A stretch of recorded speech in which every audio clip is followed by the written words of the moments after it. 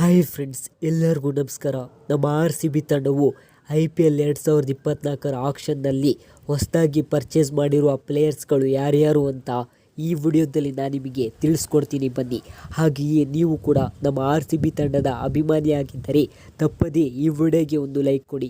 ಹೌದು ಫ್ರೆಂಡ್ಸ್, ನಮ್ಮ RCB ತಂಡವು ಮೊದಲನೇದಾಗಿ ಈ ಬಾರಿಯ ಆಕ್ಷನ್ನಲ್ಲಿ ಇಂಗ್ಲೆಂಡ್ನ ಫಾಸ್ಟ್ ಬೌಲಿಂಗ್ ಆಲ್ರೌಂಡರ್ ಆದಂತಹ ಟಾಮ್ ಕರನ್ ಅವರನ್ನು ಬೇಸ್ ಪ್ರೈಸ್ 2 ಕೋಟಿಗೆ ಖರೀದಿ ಮಾಡಿದ್ದಾರೆ.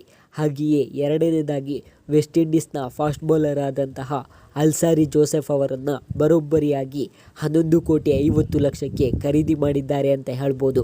ಹಾಗೆಯೇ ಮೂರನೇದಾಗಿ ನ್ಯೂಜಿಲೆಂಡ್ನ ಫಾಸ್ಟ್ ಬೌಲರ್ ಆದಂತಹ ಲೋಕಿ ಫರ್ಗ್ಯೂಸನ್ ಅವರನ್ನು 2 ಕೋಟಿಗೆ ನಮ್ಮ RCB ತಂಡವು ಖರೀದಿ ಮಾಡಿದ್ದಾರೆ. ಹಾಗೆಯೇ ನಾಲ್ಕನೇದಾಗಿ ಇಂಡಿಯನ್ ಡೊಮೆಸ್ಟಿಕ್ ಪ್ಲೇಯರ್ ಆದಂತಹ ಯಶ್ ದಯಾಳ್ ಅವರನ್ನು ನಮ್ಮ RCB ತಂಡವು 5 ಕೋಟಿಗೆ ಖರೀದಿ ಮಾಡಿದ್ದಾರೆ.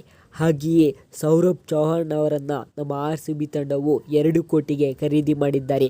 ಇವರು ಮುಖ್ಯವಾಗಿ ಬ್ಯಾಟ್ಸ್ಮನ್ ಆಗಿರುವ ಕಾರಣ ನಮ್ಮ RCB ತಂಡಕ್ಕೆ ರಜತ್ ಪಟಿದಾರ್ ಅವರಿಗೆ ಬ್ಯಾಕಪ್ ರಿಪ್ಲೇಸ್ಮೆಂಟ್ ಆಗಿ ಇವರನ್ನು ಬೈ ಮಾಡಿದ್ದಾರೆ ಅಂತ ಹೇಳ್ಬೋದು. ಇನ್ನು ಕೊನೆಯದಾಗಿ ನಮ್ಮ RCB ತಂಡವು ಸ್ವಪ್ನಿಲ್ ಸಿಂಗ್ ಅವರನ್ನು ಕೇವಲ 2 ಕೋಟಿಗೆ ಬೈ ಮಾಡಿದ್ದಾರೆ ಅಂತ ಹೇಳ್ಬೋದು.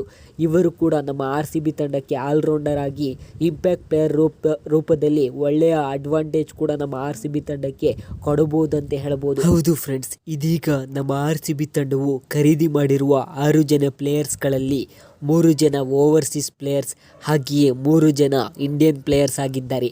ಇದರಲ್ಲಿ ಬೆಸ್ಟ್ ಬಿಕ್ ಯಾವುದು ಅಂತ ನೋಡುವುದಾದರೆ ಕೇವಲ 2 ಕೋಟಿಗೆ ನಮ್ಮ RCB ತಂಡಕ್ಕೆ ಬಂದಂತಹ ಲೋಕಿ ಫರ್ಗ್ಯೂಸನ್ ಅವರು ಈ ವರ್ಷದ ನಮ್ಮ RCB ತಂಡವು IPL ಆಕ್ಷನ್ನಲ್ಲಿ ಮಾಡಿದಂತಹ ಬೆಸ್ಟ್ ಪಿಕ್ ಆಗಿದೆ ಅಂತ ಹೇಳ್ಬೋದು.